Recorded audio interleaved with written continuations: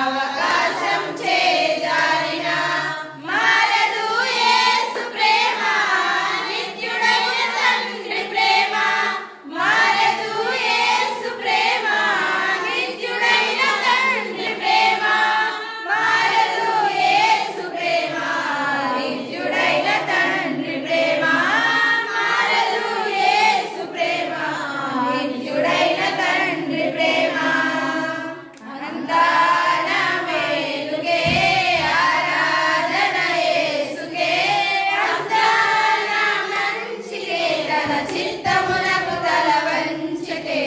చిత్తమునకు తల వంచకే ఆరాధన పను స్తుతించుట మానెను. ఆరాధన పను స్తుతించుట మానెను. స్తుతించుట మానెను. ఆశలన్నీ కోల్పోయినా, కన్నవారే కనుమరుగైనా, ఊపిరే బలమైనా, గుండెలే పగిలినా. ఆస్తులన్నీ కోల్పోయినా, కన్నవారే కనుమరుగైనా, ఊపిరే బలమైనా, గుండెలే పగిలినా. యెహోవా ఇచ్చెను, యెహోవా తీసుకొనెను. యెహోవా ఇచ్చెను, యెహోవా తీసుకొనెను. ఆయన నామముననే స్తుతి కలుగుగాక. ఆయన నామముననే స్తుతి కలుగుగాక. అంతా నా మేలుకే, ఆరాధన యేసుకే. అంతా నా మంచికే, తన చిత్తమునకు తల వంచకే. తన చిత్తమునకు తల వంచకే. ఆరాధన పను స్తుతించుట మానెను. ఆరాధన పను స్తుతించుట మానెను. స్తుతించుట మానెను. అవమానం ఎంతైనా నా వారే కాదన్నా, నీవు తప్ప ఎవరున్నారు ఆకాశమందున. అవమానం ఎంతైనా నా వారే కాదన్నా, నీవు తప్ప ఎవరున్నారు ఆకాశమందున. నీవు నాకుండగా ఏది నాకక్కరలేదు. నీవు నాకుండగా ఏది నాకక్కరలేదు. నీవు నాకుండగా ఏది నాకక్కరలేదు. నీవు నాకుండగా ఏది నాకక్కరలేదు.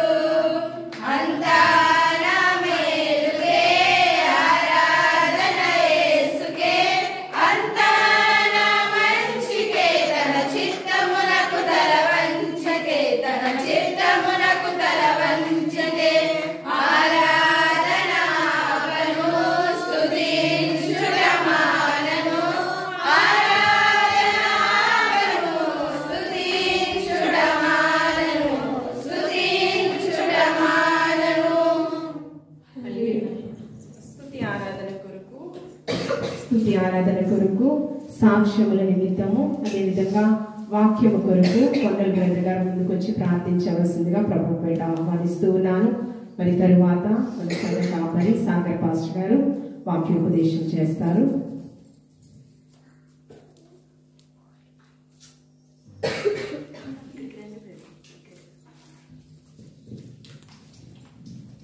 ప్రార్థన చేసుకుందాం. ఇంతవరకు ప్రభు మన మధ్యలో ఉండి తన పరిశుద్ధ ఆత్మ నడిపించడం ద్వారా, యేసుక్రీస్తు ఆత్మ ద్వారా మనల్ని నడిపించిన విధానం బట్టి స్తుతులు చెల్లిస్తాం.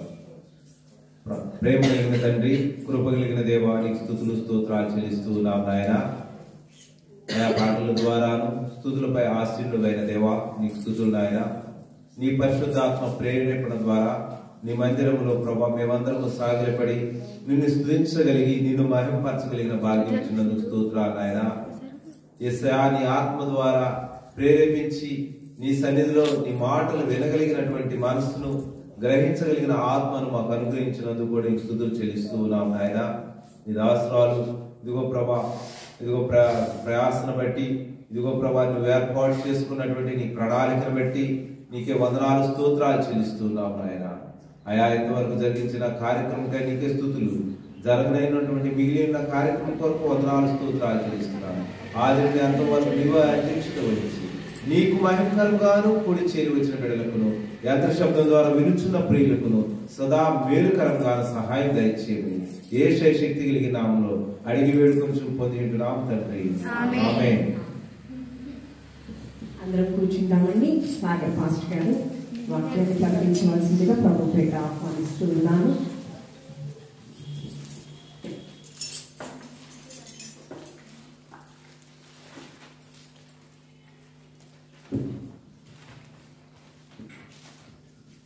ప్రభువైన యేసుక్రీస్తు వారి శ్రేష్టమైన నామములో అందరికీ వందనాలు తెలియజేస్తున్నాను.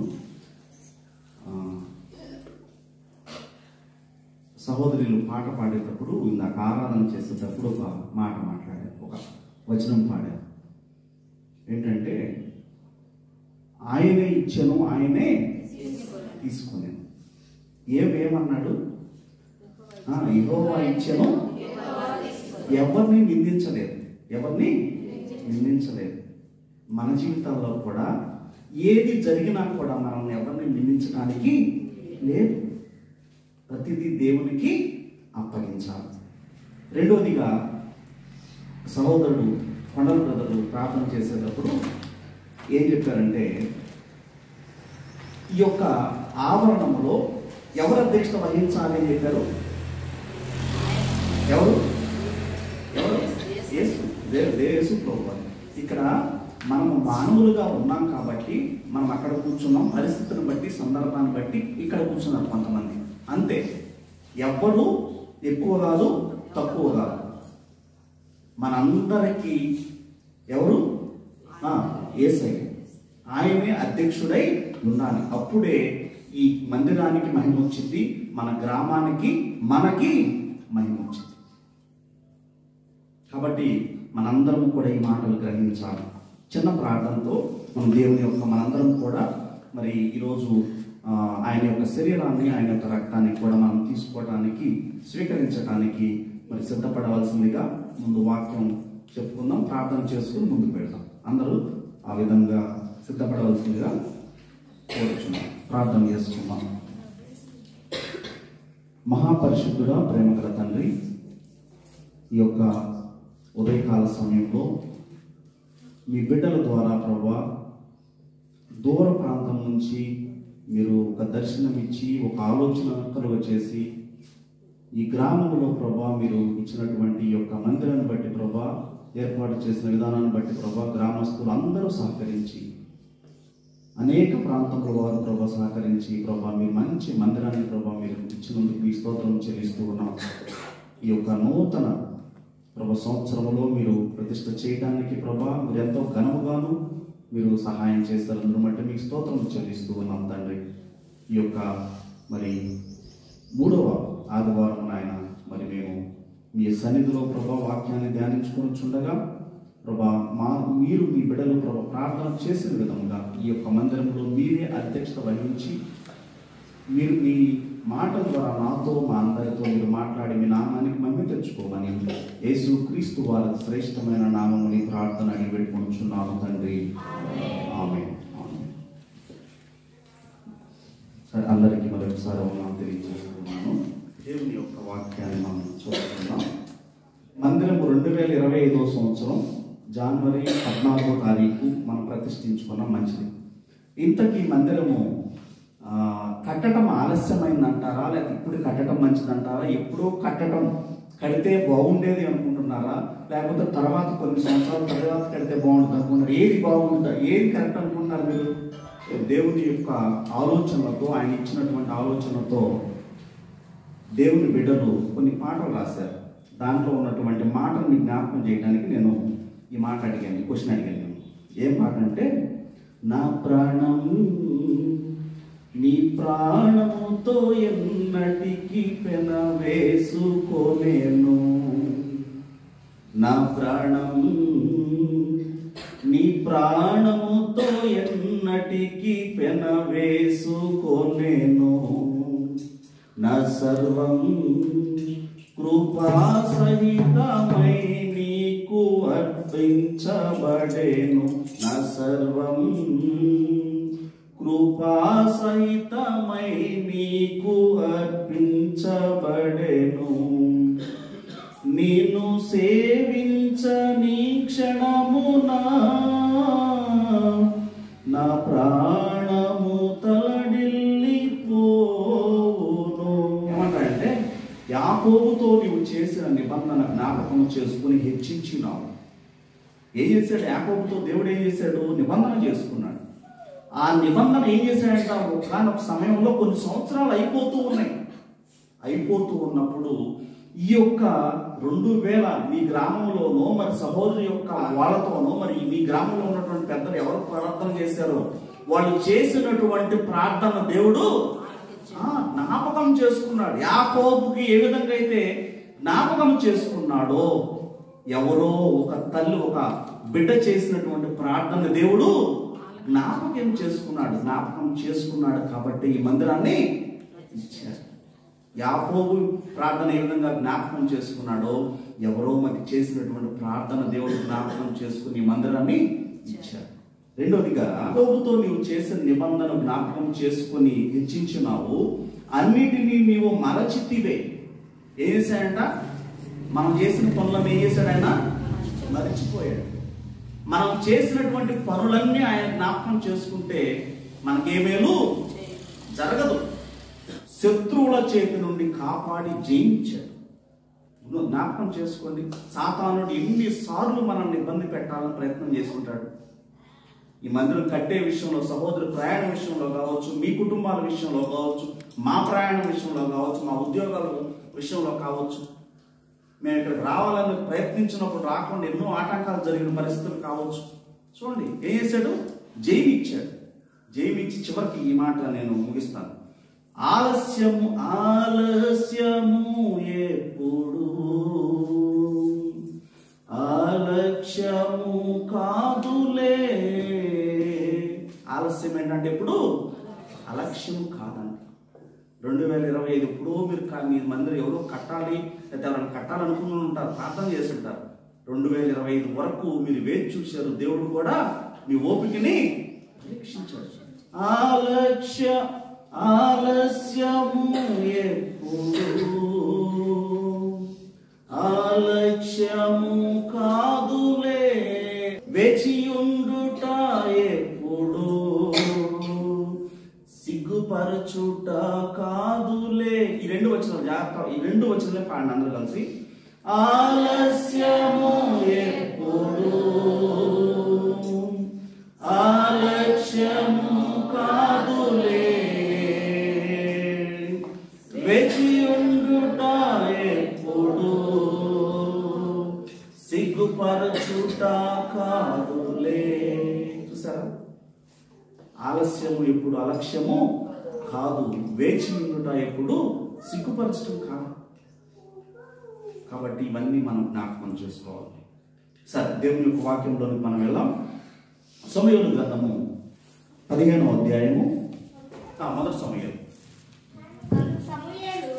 అందుకు సమూయేలు తాము సెలవిచ్చిన ఆజ్ఞను ఒకడు భయపడటం వలన యెహోవా సంతోషించున్నట్లు ఒకడు దహన బలులను వలన ఆయన సంతోషించున.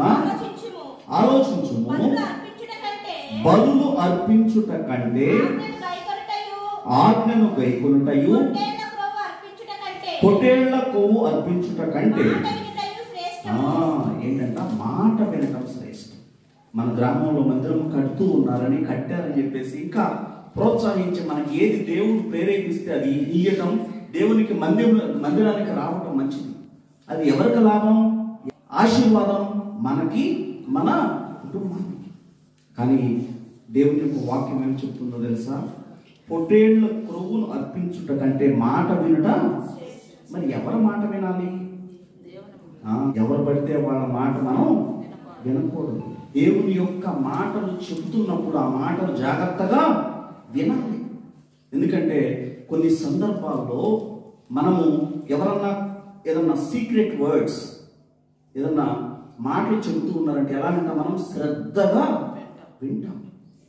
వాటికంటే శ్రేష్టమైనవి కాదా దేవుని మాటలు?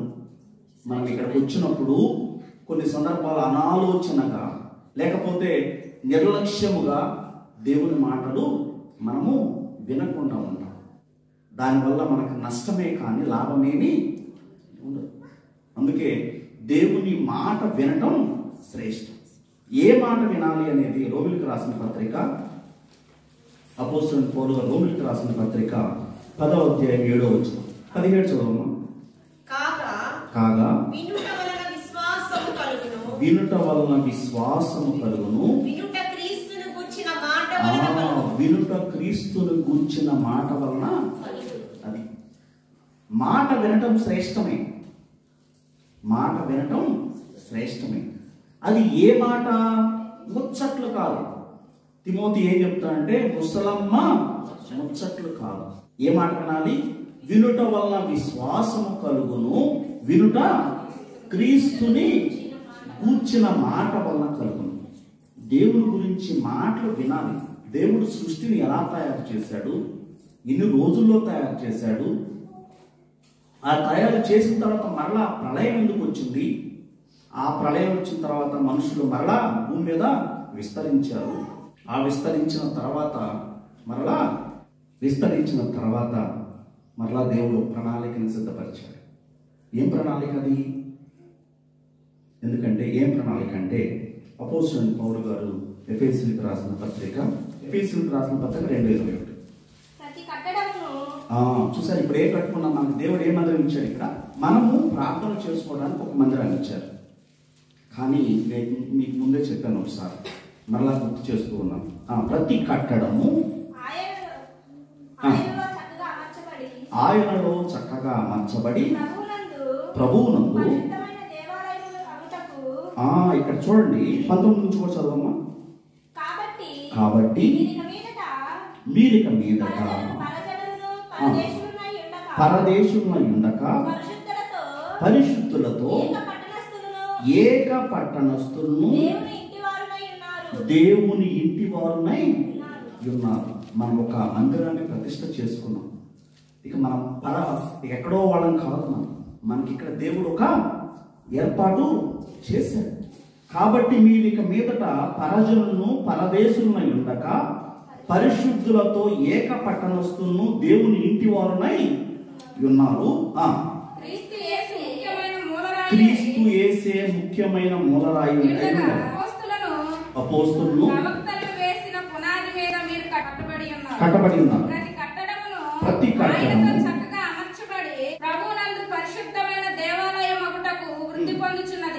ఆయనతో మీరు కూడా ఆత్మ మూలంగా దేవుని నివాస స్థలమై ఉండుట కట్టబడుచున్నారు. ఇప్పుడు మనందరూ దేవుని సన్నిధికి ఎందుకు వచ్చారు? ఇప్పుడు ఈరోజు పరిశుద్ధ దినము, పునరుద్ధాన దినము. ఇది ఆచారముగా అలవాటుగా దేవుని మందిరానికి మనమేం రాలేదు. మనము అందరం కలిసి ఆరాధించుకోవడానికి ఒక మందిరాన్ని ఇచ్చాడు.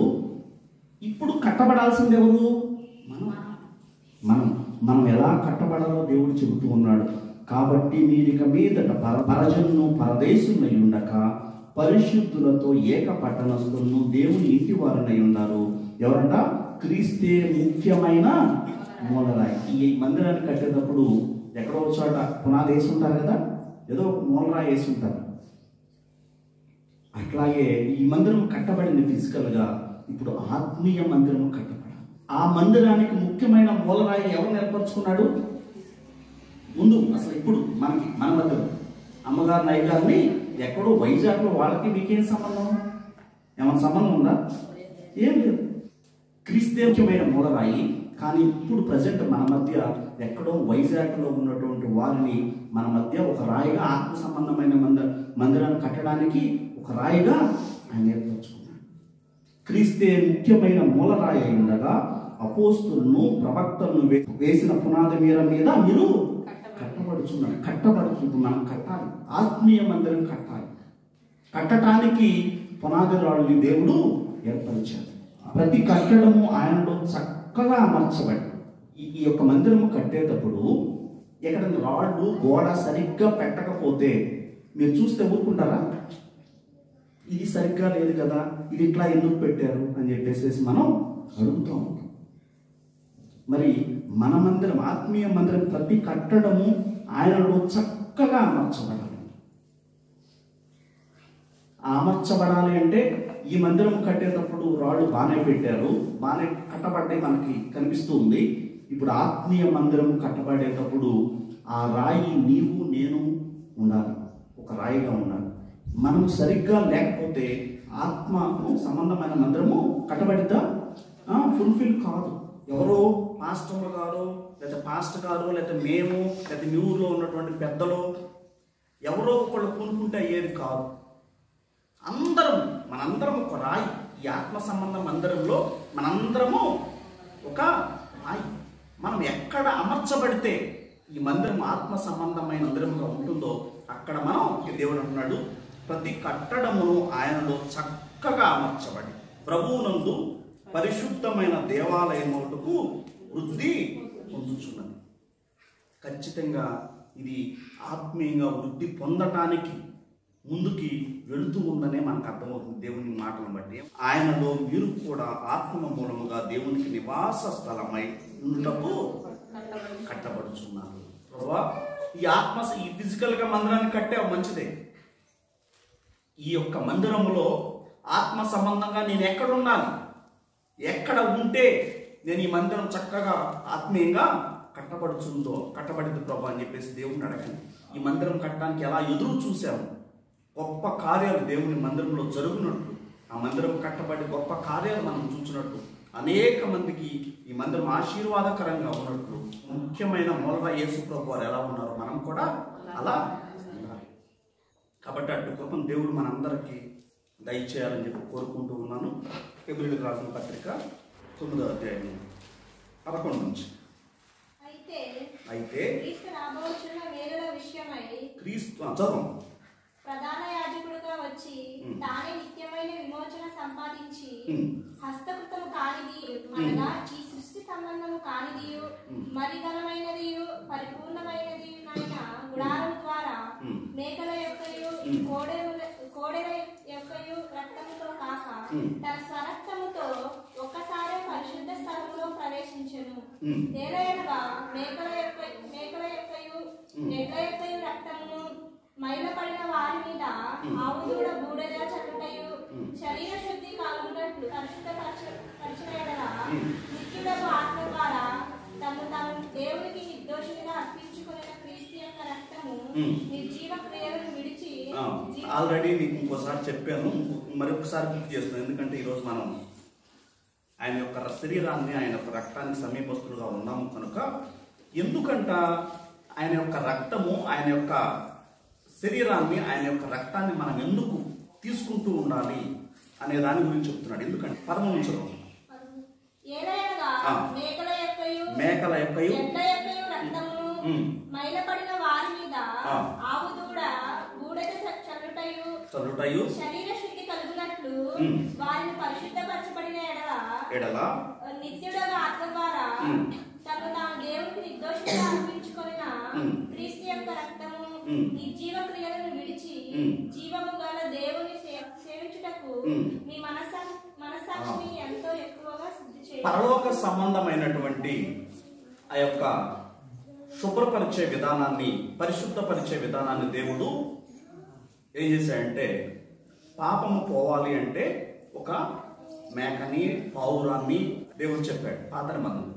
ఈ లోకంలో ఉన్నటువంటి అది ఇస్తేనే ఒక పాపం పోయిద్ది అని దేవుడు సూచనగా చెబితే, దేవుడు ఏమన్నాడంటే, నిత్యుడగు ఆత్మ ద్వారా తన్ను తాను దేవునికి నిర్దోషిగా అర్పించుకున్న క్రీస్తు యొక్క రక్తం ఏం చేస్తాడు, మనల్ని నిర్జీవ క్రియలను విడిచి సేవించుటకు.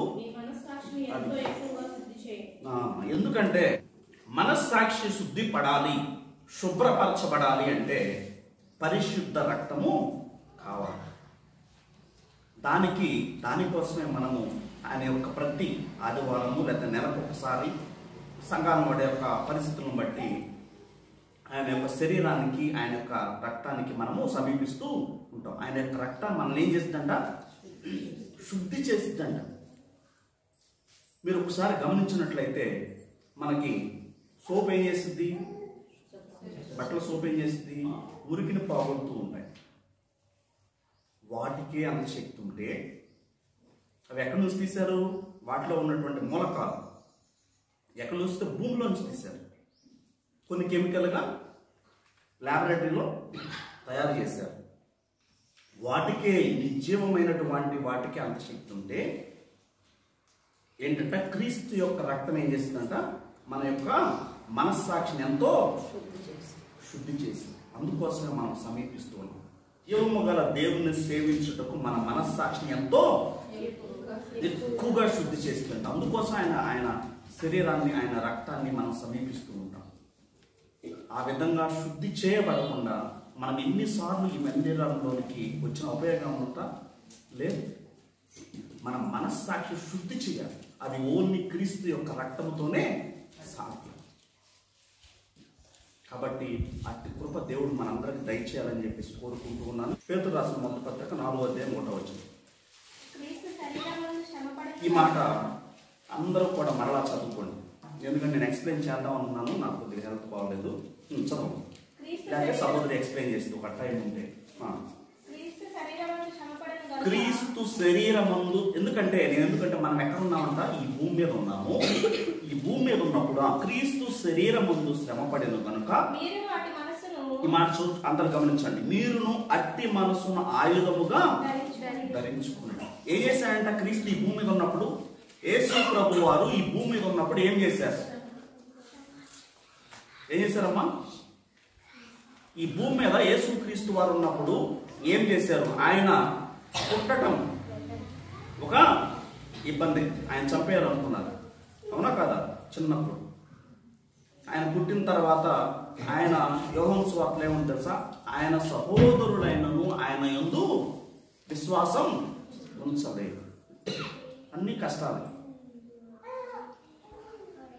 33.5 సంవత్సరాలు ఆయన ఈ భూమి మీద నివసిస్తే ఆయనకి అన్ని కష్టాలు. మేమనుకుంటాం మనకి ఏదైనా కష్టం వస్తే ఏమైంది? ఆ కష్టాల నుంచి బయటపడేదాకా ఎన్నో మనసంతా ఒక రకంగా పెట్టుకుంటాం. కానీ దేవుడు ఏం చేశాడంట? క్రీస్తు శరీరమందు శ్రమపడిన కనుక మీరు అట్టి మనస్సును ఆయుధముగా ధరించుకోవాలి. యేసు ప్రభు వారి భూమి మీద ఉన్నప్పుడు ఏ విధంగా అయితే ఎన్ని బాధలు వచ్చినా, ఎన్ని శ్రమలు వచ్చినా ఆయన ఏం చేశాడు? తండ్రిని స్తుతించాడు, ఆయనకి ప్రార్థన చేశాడు. అంతే. అట్టి మనస్సును మీరు ఆయుధముగా, అట్టి మనస్సును మనం కలిగి ఉండాలి. శరీర విషయంలో శ్రమపడినవాడు శరీరమందు జీవించిన మిగిలిన కాలము ఇక మీదట మనుజాశలను అనుసరించి నడుచుకొనక దేవుని ఇష్టానుసారంగానే నడుచుకున్నట్లు మనం పాపముతో ఇక జోలి ఉండకూడదు. అంటే ఏం చేయాలంట? యేసు ప్రభు వారు ఎట్టి మనసు కలిగి ఉన్నాడో అట్టి మనసును మనం కలిగి ఉండాలి. అట్టి మనసును కానీ మనం కలిగి ఉంటే పాపముతో ఇక మనకు జోలి ఉండదు. ఎప్పుడైతే యేసు ప్రభు వారి మనసును మనం కలిగి ఉండమో అప్పుడు ఏం చేస్తుందంటే పాపము మరలా మనలో ఏం చేస్తుంది? ఏలుబడి చేసి, మీరు క్రీస్తు శరీరమందు శ్రమపడిన కనుక మీరును అట్టి మనస్సును ఆయుధముగా ధరించుకోవాలి. అట్టి మనస్సును మన ఆయుధంగా ధరించుకుంటే పాపముతో మనకిక, లేకపోతే ఇప్పుడు 20 సంవత్సరాలు మారు మనసు పొందాం, యేసు ప్రభువును సొంత రక్షణకు అంగీకరించాం, బాప్తిసం తీసుకున్న తర్వాత ఏం చేయాలి? యేసు ప్రభు వారి యొక్క మనస్సును మనం కలిగి ఉండాలి. ఇంకా దేవుడు ఎంతకాలం అయితే జీవితాన్ని ఇస్తారో ఆ జీవితంలో పాపంతో జోలి ఉండకూడదు. అంటే యేసు ప్రభు వారి మనస్సును మనలో ఉండకూడదు. ఆయన యొక్క మనస్సు మనలో, ఆయన యొక్క జీవితం మనలో ఎప్పుడైతే ఉన్నదో మరలా పాపం మనలో ఏలుబడి చేయటానికి మనమే అవకాశాన్ని ఇస్తాం. మరి మనం నిర్ణయించుకోవాలి. పాపము ఇక నేను చనిపోతూ ఉన్నాను, బాప్తిసం తీసుకుని నేను యేసు ప్రభు వారిని నమ్ముకున్నాను, అని చెప్పేసి బాధలు వచ్చినప్పుడు, శ్రమ వచ్చినప్పుడు, సంతోషం వచ్చినప్పుడు ఆయనను తలుచుకుని, ఆయన సంతోషం వచ్చినప్పుడు ఏం చేయమన్నాడు? కీర్తనలు పాడుకోమంటున్నాడు. బాధ వచ్చినప్పుడు ఏం చేయమన్నాడు? ఆయనకి మొరపెట్టుకోమంటూ ఉన్నాడు. 33.5 సంవత్సరాలు అప్పుడు ఆ యొక్క తోటలోకి ఆయన తీసుకెళ్లి చిత్రహింసలు చేస్తూ ఉన్నప్పుడు ఆయన ఏం చేశాడు? చేసే ముందుగా ఏం జరిగింది? శిష్యులకి వాళ్ళు ప్రార్థన చేయమని చెప్పేసి ఏం చేశాడు? యేసుప్రభు వారు ఏం చేశాడు? ప్రార్థన చేశాడు. ఎటువంటి ప్రార్థన చేశాడు? ఆయన ప్రార్థన చేస్తూ ఉంటే చెమట రక్తముగా మారింది. అంతగా ప్రార్థన చేశాడు. శ్రమ ముందు వస్తూ ఉంది. ఆయన్ని ఇబ్బంది పెట్టాలని చెప్పేసి క్రూరులు, మూర్ఖులు ముందుకు వస్తూ ఉన్నప్పుడు ఆయన ఏం చేశాడు? ప్రార్థన చేశాడు. అట్టి మనసును మనందరం కలిగి ఉంటే ఇక పాపముతో మనకు జోలి ఉండదు. అట్టి కృపను, అట్టి మనసును దేవుడు మన అందరికీ దయచేయాలని చెప్పేసి కోరుకుంటూ ఈ మాటలు ముగిస్తూ ఉన్నాను. చిన్న ప్రార్థన చేసుకున్నాం. మహాపరిశుద్ధుడా, ప్రేమగల తండ్రి, ఈ యొక్క ఉదయకాల సమయంలో దేవా కొన్ని మాటలు ప్రభా మీ యొక్క జీవగ్రంథం నుంచి ప్రభా మేము ప్రభా చదువుకున్నాం. ప్రభా మీ మాట వినటం శ్రేష్టము తండ్రి. ప్రభా మీ మాట విని మీ మాట ప్రకారం నడుచుకునే భాగ్యం మాకందరికీ దయచేయండి తండ్రి. మీ యొక్క రక్తము మమ్మల్ని, మా మనస్సాక్షిని ఎంతో శుద్ధి చేస్తుంది నాయన. కాబట్టి మేము మీ యొక్క శరీరాన్ని, మీ రక్తాన్ని సమీపిస్తూ ఉండగా ప్రభా మా మనస్సాక్షిని శుద్ధి చేసుకునేటువంటి మనస్సు ప్రభా మాకు దయచేయండి ప్రభా. మా యొక్క మనస్సును ప్రభా మీ యొక్క పరిశుద్ధ రక్తము చేత ప్రభా శుభ్రపరచండి నాయన. మిమ్మల్ని నమ్ముకుని మీ సన్నిధికి వచ్చాము ప్రభా. పాపముతో మాకు జోలి లేకుండా ఉండాలి అంటే మీరు ఈ భూమి మీద ఉన్నప్పుడు ఏ విధంగా అయితే తండ్రి ఆ యొక్క శ్రమ అయినటువంటి ప్రభా మీ మనసు ఎటువంటి మనసును కలిగి ఉన్నారో అటువంటి మనసుని 33.5 సంవత్సరాలు ఈ లోకం విడిచిపెట్టి తండ్రి కుడిపార్శ్వం కూర్చున్న పర్యంతం ప్రభా మీరు ఎట్టి మనసును కలిగి ఉన్నారో అట్టి మనసును మేమందరము కలిగి ఉండి పాపముతో జోలి లేకుండా ఉండునట్లు మా మనసును మార్చి నూతనపరచమని యేసుక్రీస్తు వారి శ్రేష్టమైన నామంలో ఈ ప్రార్థన అడిగి పెట్టుకుంటున్నాం తండ్రి. ఆమేన్.